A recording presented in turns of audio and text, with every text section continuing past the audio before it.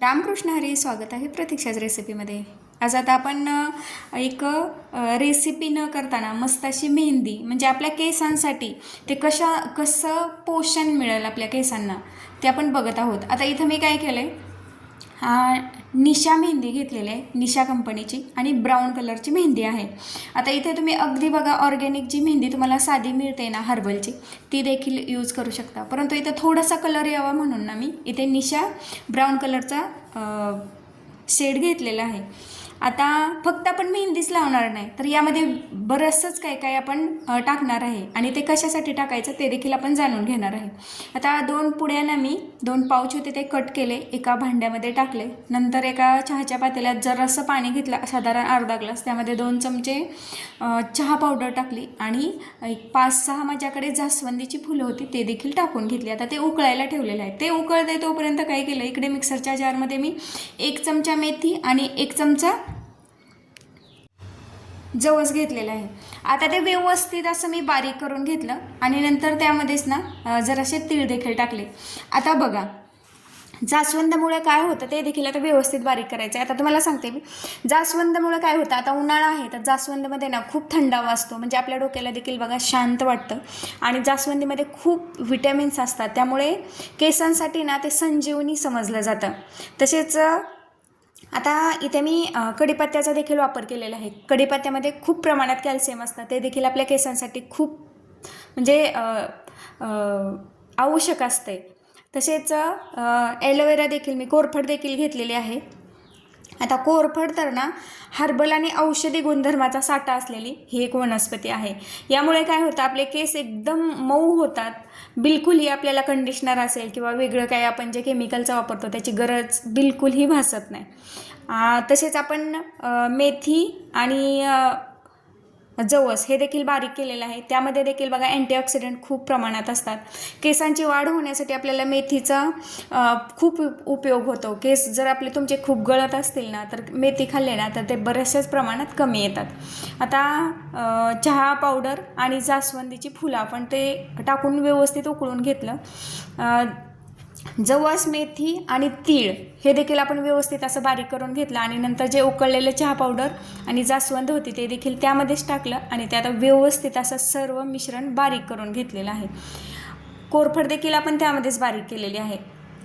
आता हे सर्व मिश्रण ना आपण एका भांड्यामध्ये मेहंदी काढून घेतली होती त्यामध्ये टाकून घेतलं आणि ते बघा भांडं देखील व्यवस्थित असं धुवून घ्यायचं आहे, कारण त्यामध्ये आपण सर्व काही बारीक केलेलं आहे. कडेने त्याला थोडंसं लागलं होतं म्हणून ते देखील मी धुवून टाकलं. आता तुमच्याकडे जर तीळ नसतील, तीळ मी कशासाठी टाकले, तिळामध्ये देखील बघा अँटीऑक्सिडंट असतात. परंतु समजा तीळ जर नसतील तुमच्याकडे, तर त्यामध्ये थोडंसं तुम्ही नारळ तेल किंवा तिळाचं तेल देखील टाकू शकता. मी इथे तीळ आहेत त्याच्यामुळे नारळाचं तेल म्हणजे खोबरेल तेल टाकत नाही.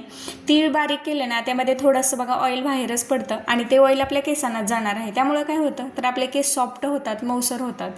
आता ते व्यवस्थित असं बघा, तुम्हाला इथे दाखवते किती पातळ करायचं ते. अशा पद्धतीने एवढं पातळ करायचं आहे. आता ही प्रोसेस आहे आपली मेहंदी भिजवण्याची, ती मी रात्री साधारण आता बघा रात्रीचे 10 वाजलेले आहेत अशा वेळी करते. तुम्ही बघा संध्याकाळी 7-8 वाजता देखील करू शकता. परंतु मेहंदी भिजण्यासाठी 8 ते 10 तास एवढा वेळ पाहिजे. जास्त भिजली तर अतिउत्तम, परंतु कमी भिजता कामा नये, कारण त्यामध्ये आपण मेथ्या, जवस, तीळ हे सर्व टाकलेलं आहे. ते सर्व व्यवस्थित असं भिजलं पाहिजे. ते भिजण्यासाठी ना, मेथी भिजण्यासाठी तर साधारण बघा 8 ते 10 तास लागतात.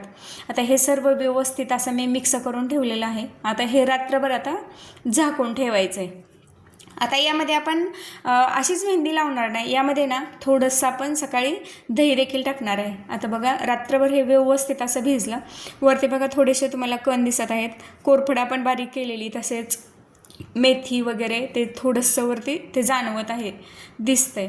नंतर त्यामध्ये ना साधारण अगदी फ्रेश दही आहे. रात्री जर दही टाकलं ना तर याचा खूप घाण वास येतो, तसेच केसाचा देखील म्हणजे थोडासा खराबच वास येतो. म्हणून शक्यतो दही सकाळीच त्या मेहंदीमध्ये मिक्स करायचं आणि फ्रेश दही असावं, त्यामुळे ना केसांचा आंबट वास येत नाही. कारण आपण मेहंदी लावल्यानंतर ते 2 तास तरी सुकायला ठेवतो आणि 2 तासानंतर जरी आपण मेहंदी धुतली तरी ती शॅम्पूने किंवा कुठल्याही तुमचं शिके काही असेल किंवा तुम्ही काही वेगवेगळं काही वापरत असाल हेअर वॉश करण्यासाठी ते वापरायचं नाही. अगदी साध्या पाण्यानं, थंड पाण्यानं शक्यतो केस धुवून घ्यायचे. तुम्ही जर थंड पाण्याने केस धुतले ना तर मस्त असे सॉफ्ट आणि सिल्की होतात. अशा पद्धतीने बघा मी दही मिक्स केलं आणि सर्व केसांना व्यवस्थित अशी मेहंदी लावून घेतलेली आहे. हाताला मी हँड ग्लोव्ज वगैरे काहीच लावलेलं नाही. हे थोडासा हाताला आपल्या कलर येतो, परंतु एक बघा थोडेसे जरी आपण कपडे धुतले किंवा थोडेसे भांडे जरी साफ केलं ना तर ते निघून जातं. त्याचा काही फारसा त्याचा कलर राहत नाही. 1-2 दिवसामध्ये हाताचा पूर्णतः आपला कलर निघून जातो. अशा पद्धतीने मी सर्व बाजूने ना व्यवस्थित अशी मेहंदी लावून घेतली. साधारण 2 तास तरी ते आपल्या केसांना लागली पाहिजे आणि 2 दिवसानंतर